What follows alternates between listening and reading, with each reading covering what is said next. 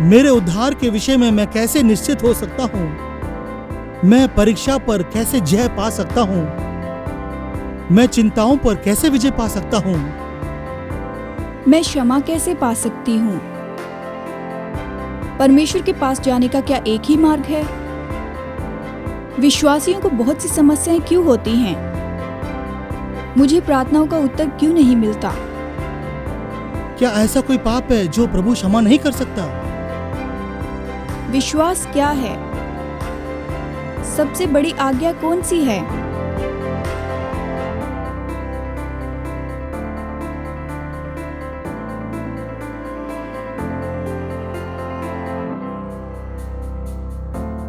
कैसे मैं चिंता पर जय पा सकता हूं? हेलो, मैं हूं डेविड जर्मिया। यदि आप सोच रहे हैं कि ये सवाल आपके लिए लागू होता है अभी इस समय, चाहे हम इसे कहें चिंता, फिक्र या डर या व्याकुलता कह सकते हैं, कोई भी नहीं जानता कि भविष्य में क्या है। हम सबके जीवन में यही तो प्रश्न चिन्ह है। परंतु भविष्य को नहीं जानना और भविष्य के विषय में चिंता करना, दोनों में फर्क होता है। ये तो बिल्कुल वैसे ही फर्क है जैसे शांति और संतुष्टि में जीना या फिर नहीं जीना। परमेश्वर चाहता है कि आप और मैं शांति में जिए, और आप और मैं भी शांति में जीना चाहते हैं। इसलिए आज के संदेश का शीर्षक है, क्या मैं चिंता के ऊपर जय पा सकता हूँ? हम इस महत्वपूर्ण सवाल का बाइबल पर आधारित उत्तर खोज निकालेंगे। आज का संदेश हमारी श्रृंखला में तीसरा है, जिसे हम कहते हैं 10 सवाल जो विश्वासी पूछते हैं। इसलिए यदि आपका हृदय थोड़ा भी चिंतित है तो आप मेरे साथ टर्निंग पॉइंट के आज के इस एपिसोड में जुड़ जाइए। चिंता अपने आप में भविष्य के विषय संबंध रखती है। चिंता कुछ ऐसी बातों के विषय सोचना है जिनके विषय में आप कुछ नहीं कर सकते हैं, जिनके विषय में हम निश्चित भी नहीं हैं। क्यों चिंताओं को हमेशा भविष्य में देखा जाता है, परंतु उस व्यक्ति के साथ की समस्या दोहरी है। सबसे पहले भविष्य यहां नहीं है, और दूसरी बात कि भविष्य उसका नहीं है। परमेश्वर को छोड़ इसके वास्तविक आकार को कोई नहीं जानता है, और बाइबल के अनुसार चिंता अनजाने और अनियंत्रित भविष्य के विषय व्याकुलता है। उस दिन को स्मरण करें जब यीशु मरियम और मार्था से मिला। यदि आप नए नियम में चिंता की सबसे पहली संतान को जानना चाहते हैं तो वो मार्था होगी। यीशु ने उससे कहा, मार्था मार्था, तुम अनेक बातों के लिए चिंतित और व्याकुल हो। और यही बहुत से परमेश्वर के लोगों का वर्णन करता है कि हम बहुत सी बातों के विषय चिंतित और व्याकुल हैं। हम ऐसे संसार में जीते हैं जो हमें बड़ी आसानी से चिंतित करता है।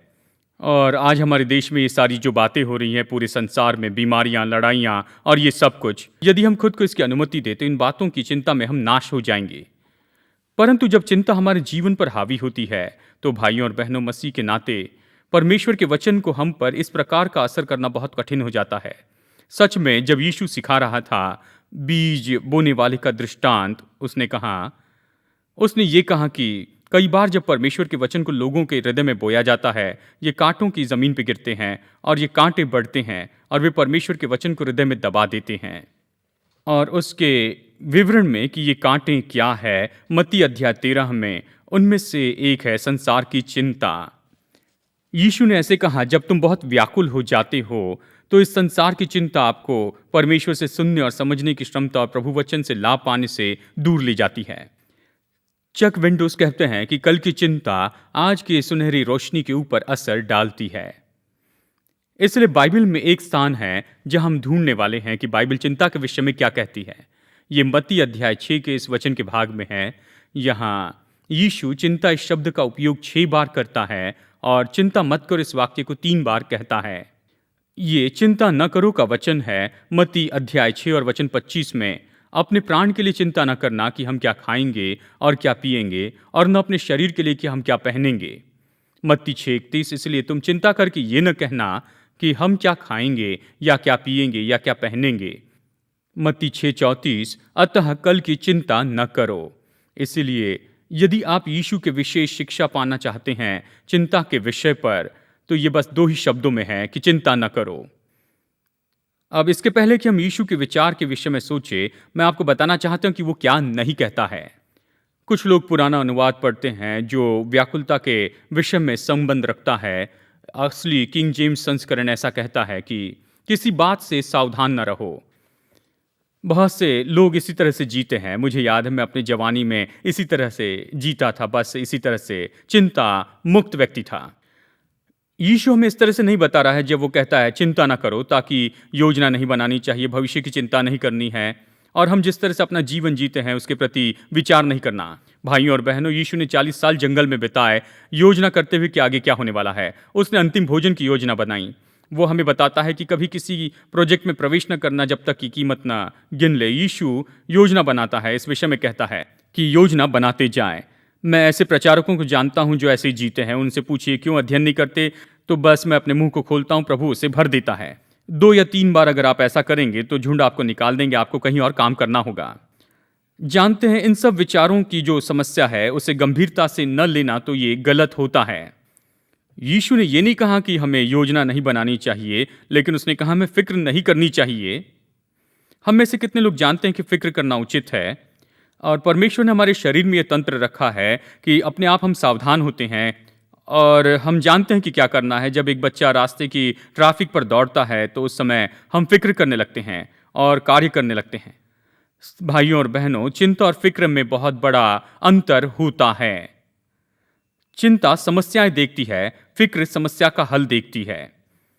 चिंता अपरिचित भविष्य में रहती है, फिक्र वर्तमान में रहती है।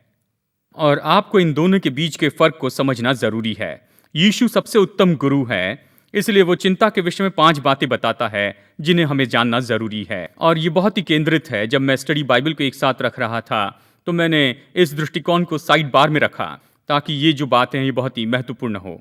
मैं विश्वास करता हूँ ये बहुत जटिल है। जैसे आज हम देखते हैं बहुत से लोग जानते हैं वे चिंता में हैं, परमेश्वर के लोगों के बीच में भी। इसलिए यीशु ने कहा चिंता के विषय आपको जानने की जरूरत है।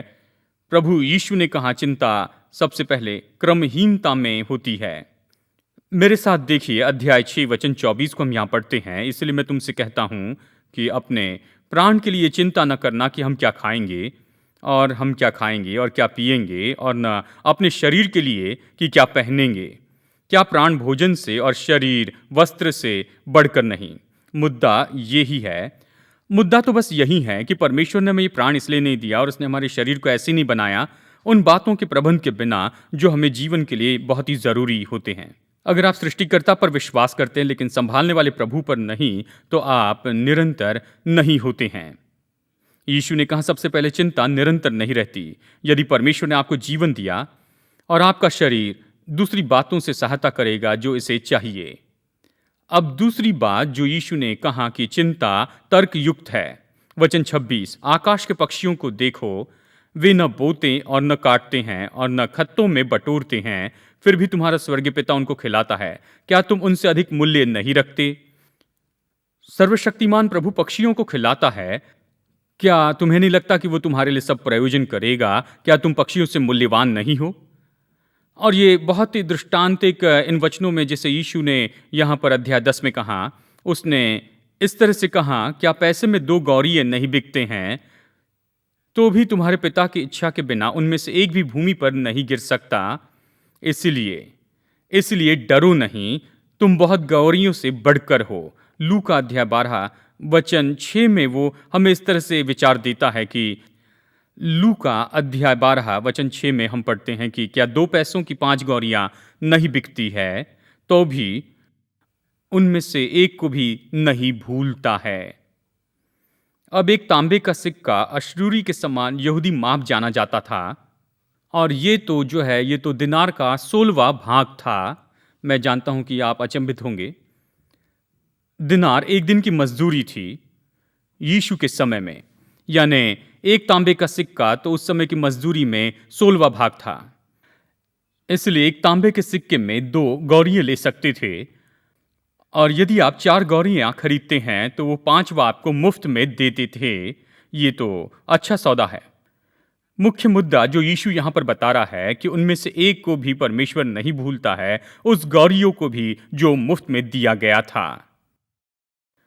और अतः हमारा मूल्य एक गौरिये से बहुत बढ़कर है, तो क्या हमारे पास दृढ़ हियाव नहीं होना चाहिए कि सर्वशक्तिमान परमेश्वर हमारी देखभाल करेगा, हमारे हित की चिंता करता है, वैसे ही जैसे आकाश के पक्षियों की चिंता करता है। कुछ साल पहले एक भाई ने मुझे एक छोटी सी कविता दी। वो कुछ इस तरह कहती है। रॉबिन ने चिड़ियों से कहा, मैं वास्तव में जानना चाहूंगा कि ये चिंतित मनुष्य जाति इतना हड़बड़ी मचाते और चिंता करते। चिड़िया ने रॉबिन से कहा, दोस्त, मैं सोचती हूं ये निश्चित ही कि उनके पास स्वर्गीय पिता नहीं जैसे वो हमारी चिंता करता है। चिंता क्रमहीनता है, ये तर्क संगत है, और यहां पर मूल बात है पांचवा, और ये जो इसके बीच में मुख्य मुद्दा है कि ये प्रभावी नहीं है, ये कार्य नहीं करता। चिंता कभी कुछ पूरा नहीं कर सकती है और ये कभी कुछ नहीं कर पाएगी। केवल बात यही है कि व्यक्ति को ये नाश करती है जो चिंता करता है। और सुनिए यीशु वचन 27 में क्या कहता है। वो कहता है कि तुम में से कौन है जो चिंता करके अपनी आयु में से एक घड़ी भी बढ़ा सकता है। यीशु क्या कह रहा है, तुम ऐसे क्यों करते हो जो काम नहीं आता। वो कहता है एक हाथ यानी 18 इंच का है। वो कह रहा है चिंता करके तुम जैसे कि स्वयं को 18 इंच ऊंचा नहीं कर सकते, नहीं तो मैं 7 फीट का हो जाता। और कुछ विद्वान विश्वास करते हैं कि वो 18 इंच की बात नहीं कर रहा है, वो जीवन के विषय के बारे में कह रहा है, जीवन की लंबाई के बारे में, कि तुम में से कौन है जो चिंता करके अपनी आयु में एक दिन या एक घंटा या एक मिनट बढ़ा सकता हो। हमने हाल के दिनों में एक उदाहरण देखा है। कुछ पुराने लोग जो इस पृथ्वी पर जिए थे वे तो मर गए और वो इसके बारे में कुछ नहीं कर पाए, अपनी आयु एक दिन भी नहीं बढ़ा पाए। और फिर एक विद्वान ने कहा चिंता करके आयु में एक दिन बढ़ा नहीं सकते हैं लेकिन घटा जरूर सकती हैं। कहा जाता है कि अमेरिका के कब्रिस्तान में ऐसे बाइबल पर विश्वास करने वाले विश्वासी हैं जिन्होंने परमेश्वर से 10 और 15 साल चुरा ली और उपयोगी सेवक नहीं हुए क्योंकि समय के पहले चिंता में कब्र में चले गए। यीशु कह रहा है कि आप अपने लक्ष्य को पूरा करने के लिए चिंता उपयोग नहीं कर सकते हैं। चिंता के लिए स्पष्ट है और ये प्रयास अगर आप करते हैं तो कुछ नहीं, केवल ये आपके जीवन को नाश कर देगा और इसके द्वारा कुछ भी आप हासिल नहीं कर सकते। चिंता क्रमहीनता है, ये तर्क संगत है, ये प्रभावी नहीं है और वचन 28 और 30 में ये तो अनैतिक है। इसे सुनिए। और वस्त्र के लिए क्यों चिंता करते हो, जंगली शोषण पर ध्यान करो कि वो कैसे बढ़ते हैं। वे न तो परिश्रम करते न काटते हैं, तो भी मैं तुमसे कहता हूं सुलेमान भी अपने सारे वैभव में उनमें से किसी के समान वस्त्र पहने हुए न था। इसलिए जब परमेश्वर मैदान की घास को जो आज है और कल आग में झोंकी जाएगी, तो हे अल्पविश्वासियों, तुमको वो इनसे बढ़कर क्यों न पहनाएगा। संभवतः यीशु शोषण के खेत में खड़ा होगा, ऐसे देखा जा सकता है, और वो उनसे कह रहा है इन शोषण को देखो, वे न तो परिश्रम करते न काटते हैं और देखो कितने सजाए गए हैं। वो कहता है वो तो सुलेमान के सारे वैभव में से सब पहने वस्त्र से बढ़कर बहुत सुंदर हैं। और यदि तुम्हारा स्वर्गीय पिता जंगली शोषणों की इतनी अधिक देखभाल करता है तो क्या तुम नहीं सोचते कि वो तुम्हारी चिंता करता है। यदि परमेश्वर उनकी परवाह करता है जिनके पास अल्प जीवन काल है, वो बढ़ते नाश होते हैं। तो भाई और बहनों, अगर आप यीशु को जानते हैं तो आप अनंत काल के हैं। यदि परमेश्वर ऐसे कुछ समय की वस्तु की चिंता करता है तो क्या आप नहीं सोचते कि वो अनंत काल की चीजों की चिंता करेगा। और अंत में ये एक तरह से जिसे आप कह सकते हैं कि ये अनुग्रह है, ये अंतिम बात है। ये वास्तव में कठिन है पर मुझे आपको बताना होगा क्योंकि यीशु ऐसे कहता है, चिंता जिम्मेदार है।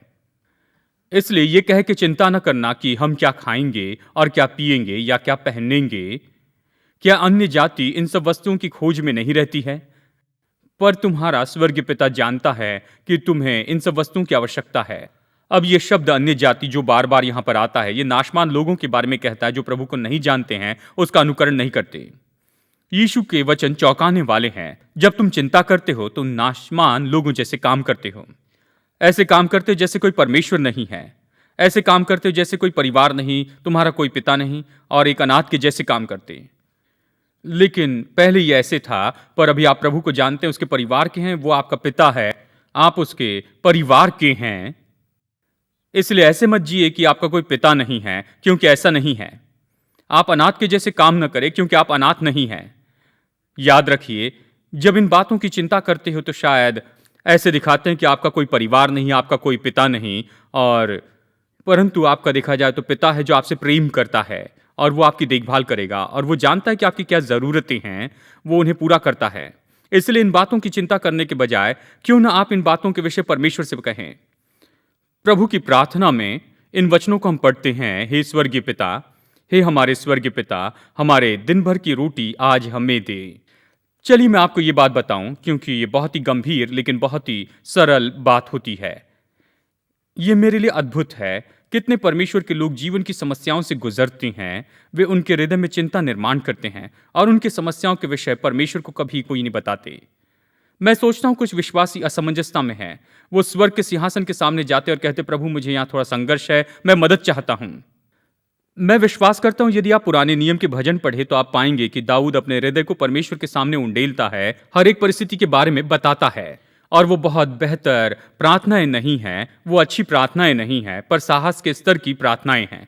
प्रभु मुझे मदद की जरूरत है, इसलिए मैं ये सलाह दूं कि आपका एक स्वर्गीय पिता है, पृथ्वी पर आपका एक परिवार है, दोनों आपकी सहायता के लिए निर्माण किए गए हैं। और स्वयं ही चिंता करके सारी बातों का प्रयास न करें, क्योंकि यह आपको कहीं नहीं ले जाएगा। आप एक परिवार में हैं, अपने आप से पूछिए कि आप कौन हैं। आगे बढ़कर खुद को परमेश्वर की संतान मान ले। तो ये चिंता पर यीशु की शिक्षा है, यह हमें समझने के लिए दी गई है। याद रखिए, ये क्रमहीनता है, ये तर्कसंगत है, ये अप्रभावी है, ये तर्कयुक्त है और ये गैर जिम्मेदार है। इसलिए यीशु ने कहा इसे न करो, परंतु प्यार से वो हमारी सहायता करता है, न केवल चिंता को समझने के लिए बल्कि उन कुछ बातों को देता है चिंता पर जय पाने के लिए। जो मैं आपको आज बताना चाहता हूं ये वास्तव में मूल है। पहली बात वो कहता है अपना जीवन संपूर्ण यीशु को समर्पित करें, मत्ती 6:33। इसलिए पहले तुम परमेश्वर के राज्य और उसकी धर्म की खोज करो तो ये सब वस्तुएं भी तुम्हें मिल जाएगी। इसलिए वचन की शुरुआत का जो शब्द है पहले कुछ बातें कहता है। इसलिए इस प्रकार से पढ़ते, चिंता ना करो परंतु पहले परमेश्वर के राज्य और उसकी धर्म की खोज करो। यहां यीशु क्या कह रहा है? वो कह रहा है खाने पीने और पहनने की चिंता करने के बजाय पहले परमेश्वर के राज्य की खोज करो। तो आइए हम अपने कार्य और अपनी योजना और स्वयं और हमारे जीवन, हमारे प्रियजनों और अपने प्रभाव को और सब कुछ जो हमारे पास है परमेश्वर के हाथ में सौंप दें। जब हम उसे सौंपते हैं तो चिंता के लिए कुछ नहीं है। यदि आप परमेश्वर के हाथ में सब सौंपते हैं, प्रभु मैं तेरा हूं, मेरा परिवार तुम्हारा है, मेरा व्यापार तुम्हारा है, मेरा जीवन तुम्हारा है, मेरा स्वास्थ्य तुम्हारा है और मैं सब कुछ तुम्हें देता हूं। प्रभु मैं विनती करता हूं कि मेरे लिए व्यवस्था कीजिए। और प्रभु मैं नहीं जानता, लेकिन मैं ये जानता हूं कि आसान नहीं है। ये मत सोचिए कि बस एक बार करना है, जीवन भर इससे करते जाना है, हर दिन आपको इसे करते चले जाना है। सुबह उठकर कहना है प्रभु ये दिन तुम्हारा है, मेरे बच्चे तेरे हैं प्रभु, मेरी पत्नी तेरी है, मेरी सेवकाई तेरी है, मेरा स्वास्थ्य तेरा है। और आप इन्हें परमेश्वर को देते जाएं। जब आप उन्हें परमेश्वर को देते हैं तो बार बार आप उससे वापस लेते हैं। आप परमेश्वर को देते हैं और कहते हैं मुझे भरोसा रखना है। अगली बात फिर आप कहते हैं मैं चिंता करता हूं। तो आपने क्या किया है? प्रभु से वापस ले लिया। यीशु कहता है अपने मार्ग प्रभु को सौंप दो, उसे सब कुछ दे दो और उस पर भरोसा रखो। मैं एक व्यापारी के विषय में याद करता हूं जो व्यापार के कठोर समय से जा रहे थे, बहुत चिंता करने वाले थे। वो रात को जागते रहते थे, परेशान होते थे, अगर कहा मैं इसे नहीं हासिल करूंगा तो सब खत्म हो जाएगा। और एक दिन वो अपने ऑफिस में गए और वहां पर वो जैसे गए तो उन्होंने उस मेज को देखा और उस मेज के सामने उन्होंने एक बड़ी कुर्सी रखी और वहां पर रुककर उन्होंने कहा प्रभु परमेश्वर ये कुर्सी अब से तुम्हारी है। प्रभु तू ही हमारी कंपनी का CEO हो जा, हमारी कंपनी पर नियंत्रण कर और सब कुछ तुझे देता हूं। और उसने अपने मन में कल्पना की कि प्रभु यीशु मसीह उस कंपनी का CEO बनकर उस कुर्सी पर बैठा है। और वैसे ही हम सबको करना जरूरी है। आपके जीवन के सिंहासन पर कौन बैठा है? क्या आप हैं या परमेश्वर? यदि आप हैं तो बहुत चिंता करने वाले हैं। और यदि आप सीख सकते हैं कि कैसे लंबे समय तक जिंदगी सर्वशक्तिमान परमेश्वर के हाथ में सौंप दे, वही तो पहला कदम है। ये लंबा दृष्टिकोण है। अब यीशु उसमें से कुछ जोड़ने वाला है जिसमें शायद छोटा दृष्टिकोण कहे। और ये छोटा दृष्टिकोण आपको आपके उस दिन की क्षमता के उस समय में जीने को बताता है। देखिए वचन 34 में, अतः कल की चिंता न करो क्योंकि कल का दिन अपनी चिंता आप कर लेगा। आज के लिए आज ही का दुख बहुत है, आज के लिए आज ही का दुख बहुत है। हमारे जीवन में हर दिन किसी तरह की विपत्तियां आती हैं, कुछ ऐसी बातें होती हैं जो हमें बेचैन करती है।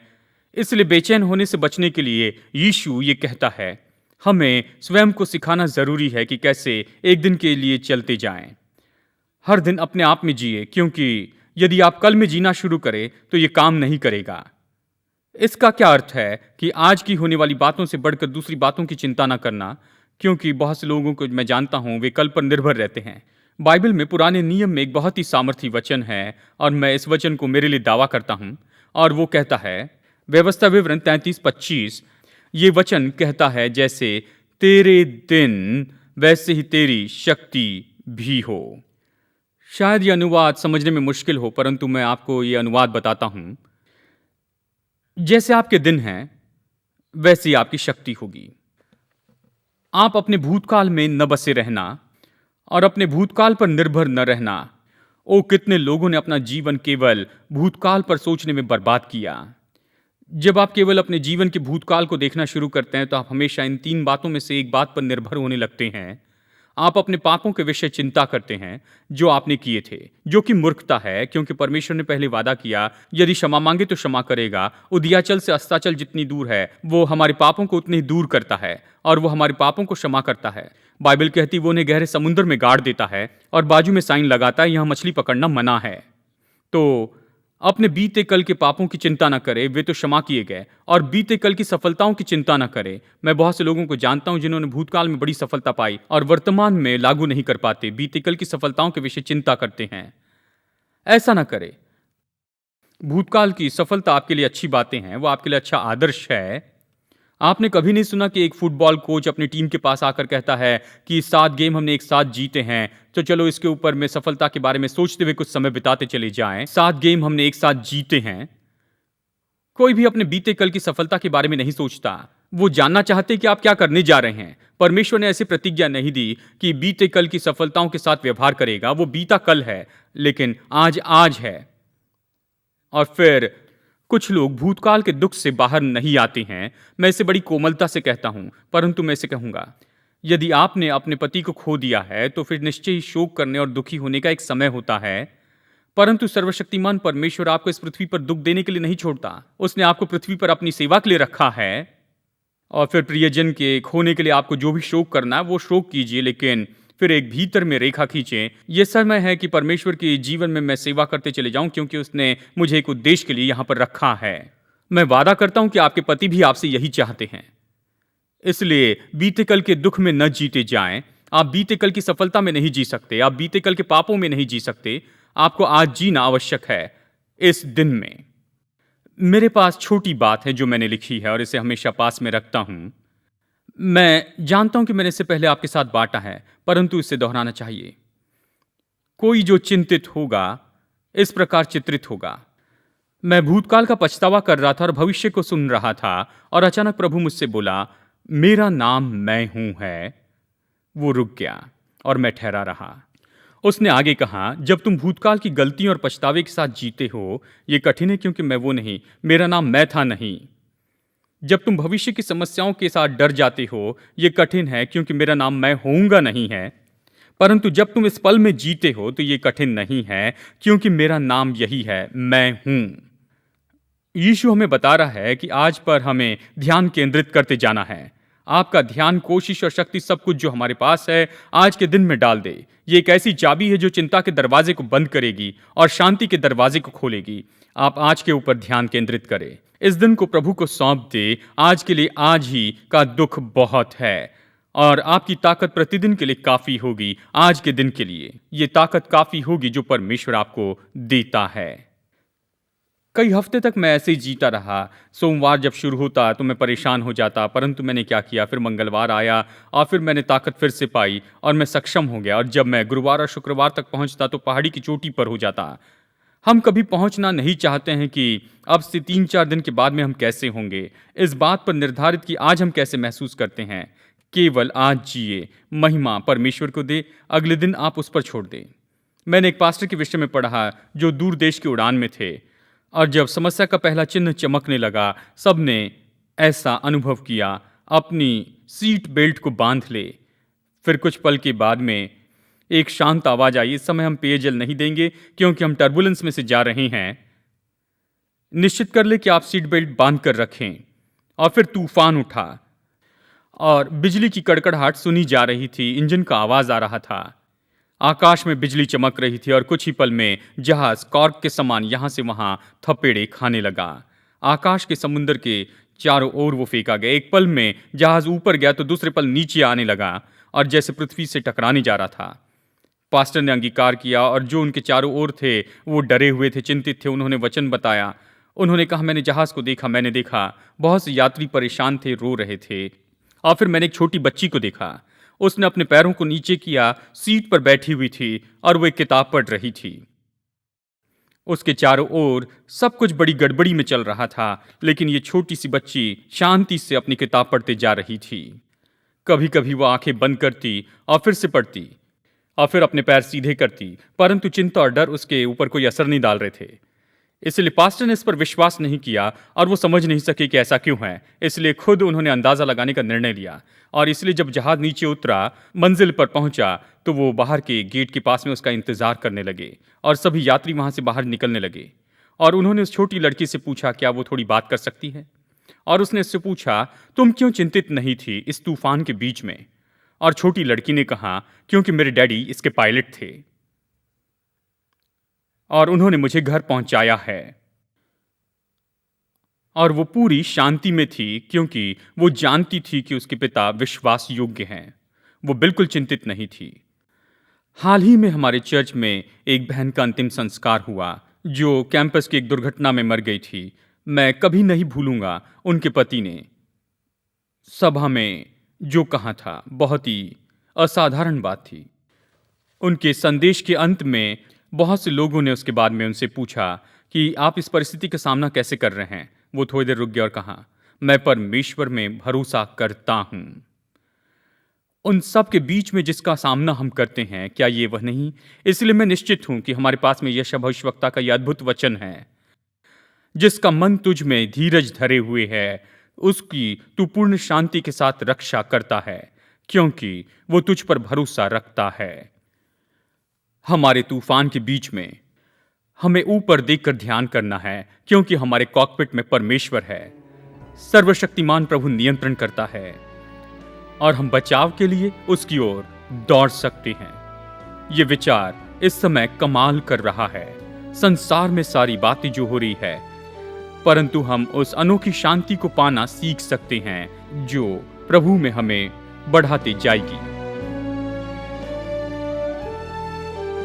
आज हमारे साथ टर्निंग पॉइंट में जुड़ने के लिए धन्यवाद। जितना अधिक हम परमेश्वर के वचन का अध्ययन करते हैं, उतना अधिक हम समझते हैं कि हमारा प्रिय परमेश्वर हम में से हर एक के साथ व्यक्तिगत संबंध रखना चाहता है। यदि आप उस संबंध को शुरू करना चाहते हैं, तो पहला कदम है आप अपने पापों से मन फिराएं और यीशु मसीह से कहें कि वो आपका उद्धारकर्ता और प्रभु बन जाएं। एक बार जब आप ये निर्णय लेते हैं, परमेश्वर के उद्धार का मुफ्त का वरदान पाते हैं, तो परमेश्वर के साथ की आपकी ये यात्रा मसीह यीशु में नई सृष्टि के रूप में शुरू होती है। इसलिए यदि आपने विश्वास का ये कदम उठाया है, तो मैं आपको प्रोत्साहित करता हूं कि आप अपना ये निर्णय दूसरे विश्वासियों को और लोकल चर्च के विश्वास योग्य सेवकाई को बताएं और लगातार विश्वास में उन्नति करते चले जाएं। परमेश्वर के साथ में आपके चलने में प्रभु आपको आशीष दे। मैं आशा करता हूं कि फिर मुलाकात होगी यहाँ टर्निंग पॉइंट में।